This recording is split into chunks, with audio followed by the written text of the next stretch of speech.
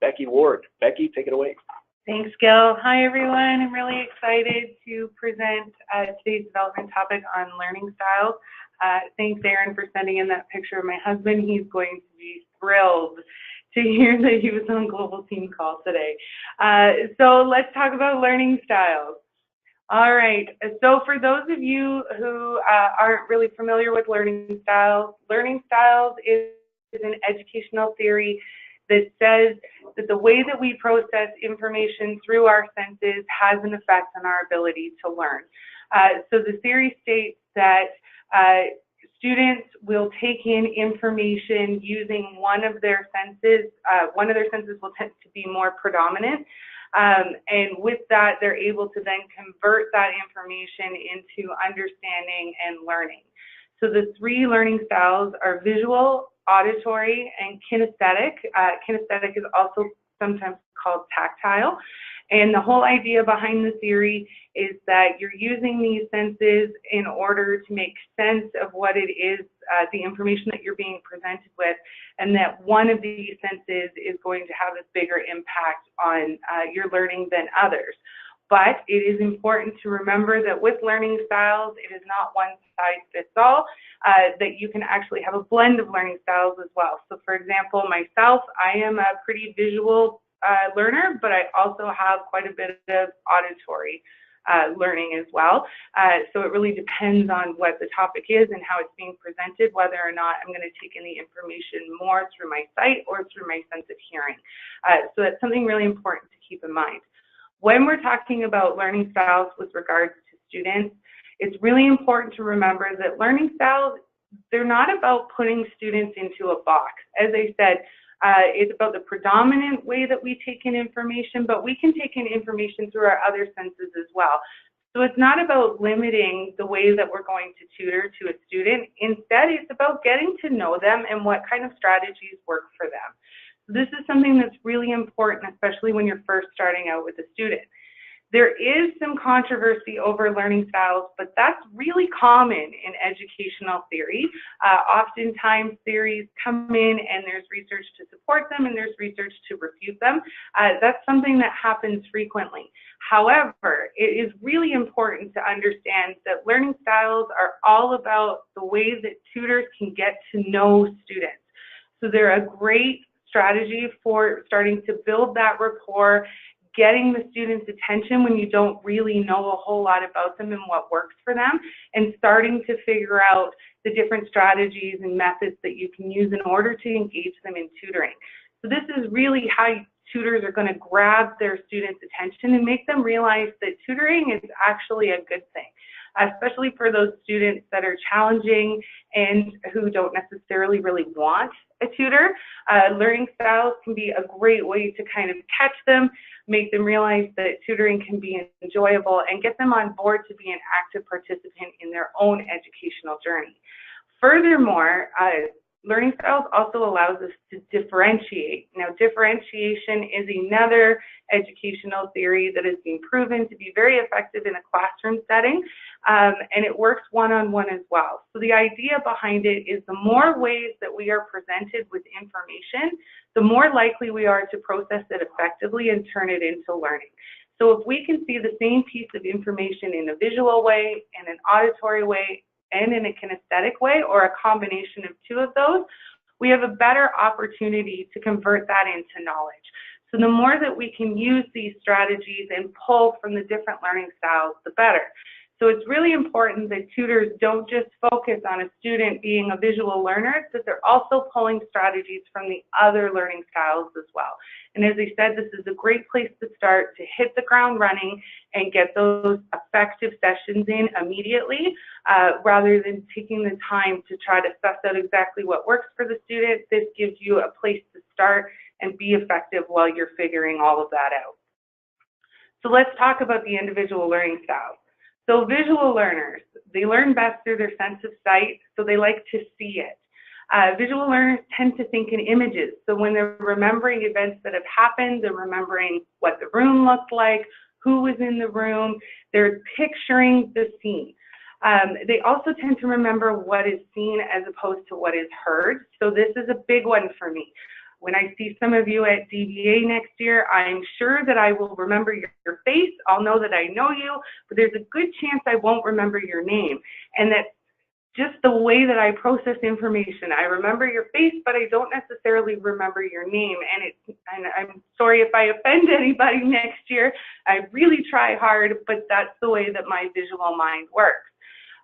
Visual students also tend to visualize words before writing them, and when they write them down, they look at the word and see if it looks right to them. So this can be a particular challenge for students who are working on their reading and writing skills because they're trying to make that visual connection and decide how they feel about the spelling of that word based on what they see. Visual learners are also able to visualize with great detail, so they really like descriptive and flowery language. This is a big one for me as well. When I read, I often say it's almost like watching TV because I make a picture in my mind and I don't necessarily see the words on the page. So you may find that other visual students do that as well. Typically, visual students prefer a quiet study environment because they're trying to take in all of that information through their sense of sight. So by activating their sense of hearing with distractions like the dog barking in the background or siblings running around, mom making dinner in the kitchen, banging pots and pans, that can split their focus because now they're paying attention to the information they're taking in through their ears and they're not paying as much attention to what they're taking in through their eyes. So these students may prefer a very quiet workspace. Visual learning style is actually considered to be the most prominent learning style, with the Social Science Research Network saying as many as 65% of people have a visual learning style. So with all of that being said, what are some ways that we can support visual students? So as I said, visual students love to see things. So the more visually attractive and organized that we can make information, the better.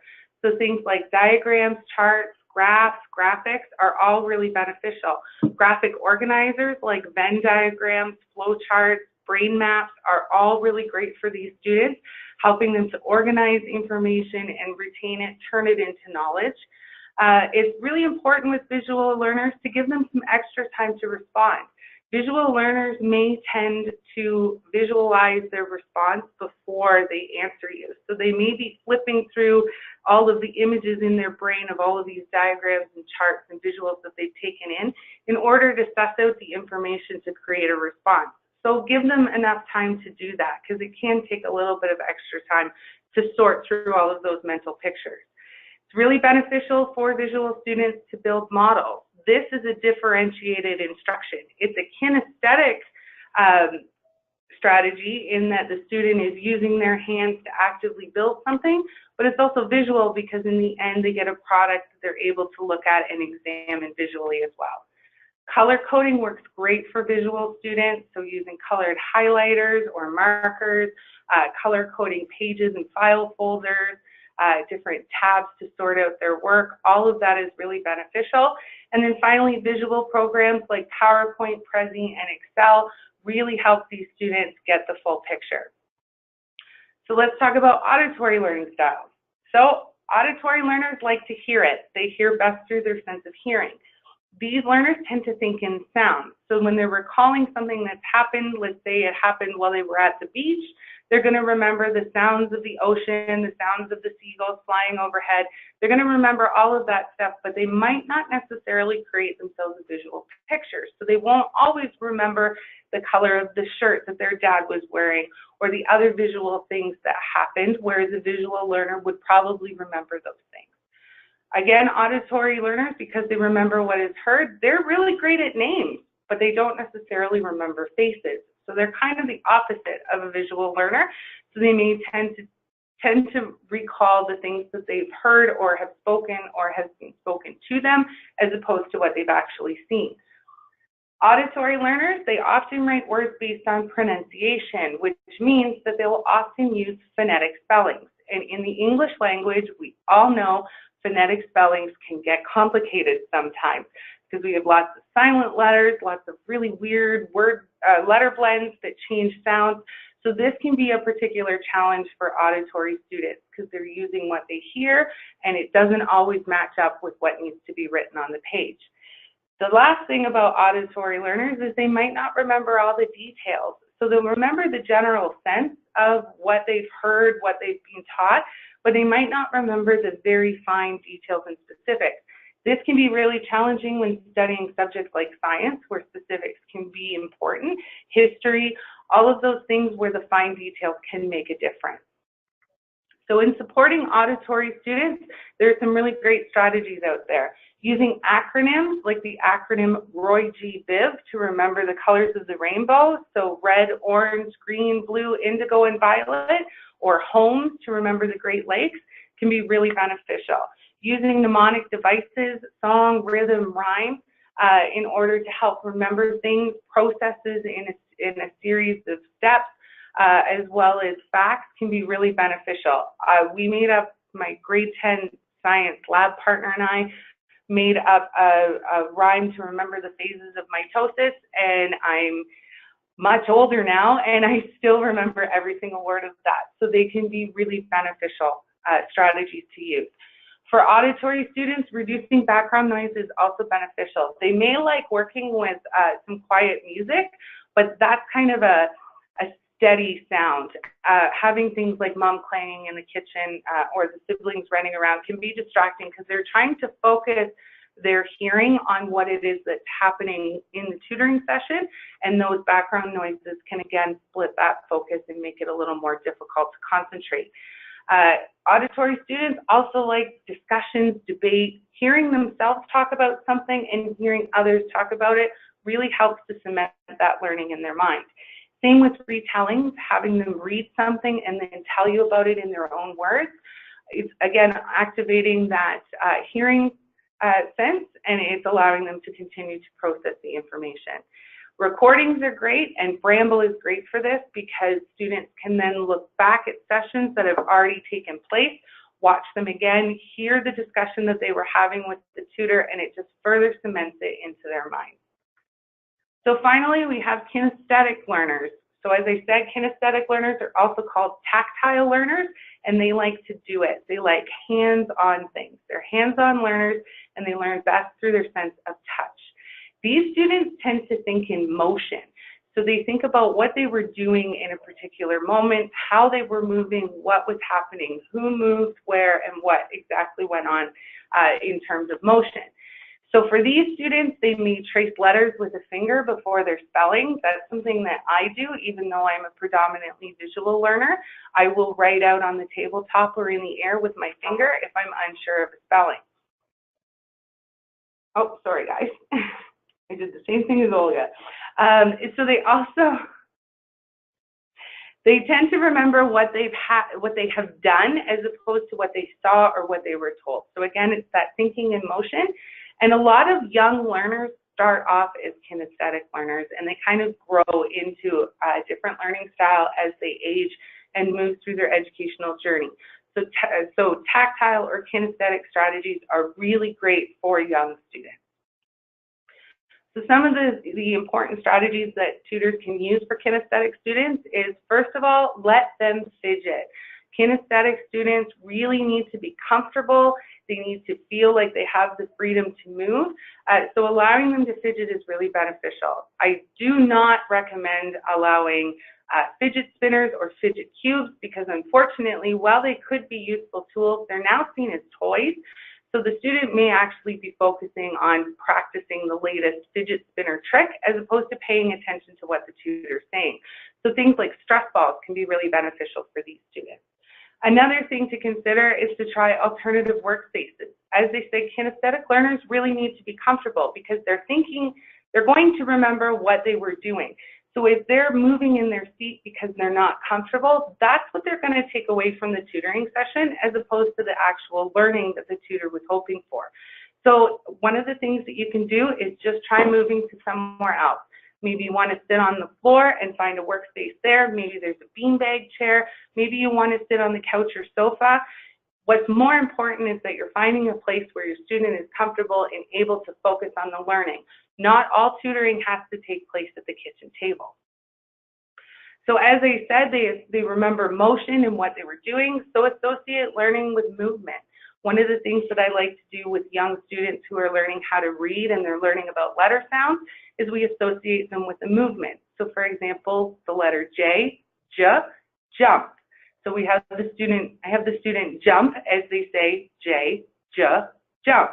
So then when they come across that in their reading, I've actually seen students kind of jump in their seat and say j as they're sounding out words. So associating with that movement allows them to help retain it even more.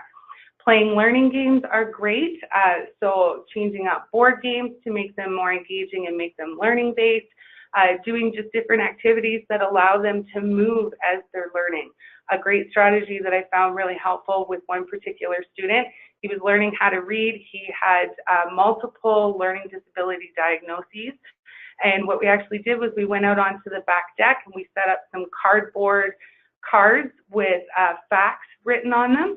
And he would have to solve the math solve the math equation and give me the response. And when he did, he could then shoot that piece of cardboard with a squirt gun and knock it off the railing of the deck. Something really simple, really engaging for him, and it was really effective, and he loved it. Making models is also really beneficial for kinesthetic students. As I said before, this is a differentiated instruction, so they're actually using their hands to make something, but in the end, they come away with a visual product that they can inspect. And then finally, math manipulatives are probably my favorite tool for teaching math. Anything can be a math manipulative. You can use M&Ms or other pieces of candy. I have lots of foam cubes that I bought at the dollar store. Popsicle sticks work really well, coins, anything that you can get in a large enough quantity to be able to count, sort out. Lego is great for this as well. So this is really beneficial for allowing students to actually interact with the math that they're learning and be able to sort it out in a concrete way that they're able to manipulate and manage. So with all of that said, I am really excited to release the Learning Styles Guide. So Leonore Carrata and I have been working on this for quite a while. It's been a real labor of love, and we are really excited to present it to you and your tutors so that your tutors can start using some of these strategies with their students. So the Learning Styles Guide gives information about each learning style. I gave you guys just a really quick rundown. There's way more information about each learning style in the guide. They can actually delve a little deeper and get a better understanding of each style. And then it is filled with strategies, activities, and tips that tutors might want to use with their students. And each of these, to make it really easy, is divided by both style and subject. So the subjects we have covered are languages and humanities, math and science. So if the tutor has a visual student who is working on math, they only need to flip to the visual math strategies and everything is right there for them. So it's really user-friendly. So there are 3 versions of the Learning Styles Guide. We have one for North America, one for the UK, the only difference just being the spellings, and then a Latin America version. So we have a Spanish translation, which is really exciting. The Spanish translation is going to be about another week or so. We just need to finalize the translation and get it back from the graphic designer, but I will let you know as soon as that one is live. So you can find the Learning Styles Guide on the Resource Library in Virtual Office. It went live at 11 a.m., so you can download it right now. And I will also be posting it on the Tutor Resource Library later this afternoon. The Learning Styles Guide is in digital format only, and we've done this for a couple of reasons. It's the digital age and people like mobile access, so tutors are able to easily download this and access it on their mobile device. And then to make it even easier, the table of contents, which you see pictured here, is actually clickable. So if they have an auditory student who's working on science, they only need to click on that entry in the table of contents. It will take them directly there. So tutors don't need to read the guide cover to cover. They can use it as a working resource that they can refer to when needed. So we actually gave the Learning Styles Guide to the tutors who attended the UK think tank as a thank you and as a little bit of a sneak peek. And one of the things that, well, we got a great response. They loved it. They were so excited. And this actually stood out to all of the home office people who attended the think tank. One tutor came up and we'd given them a printed copy, and he was hugging it to his chest, and he said, "This has more value to me than money. This is knowledge." So they were really, really excited to see this and to have a resource that they could use to help them, particularly in those first few sessions with students. So go ahead and download it from the resource library, share it around to your tutors, let them know that it's available on the tutor resource library where they can download it themselves. If you have any questions about the Learning Styles Guide, please don't hesitate to reach out to me. You can reach me at support@tutordoctor.com, and I'm really excited, and I hope your tutors love it. As I said, it's been a real labor of love, and we're really proud of what we've put together, so I hope you guys find it really beneficial.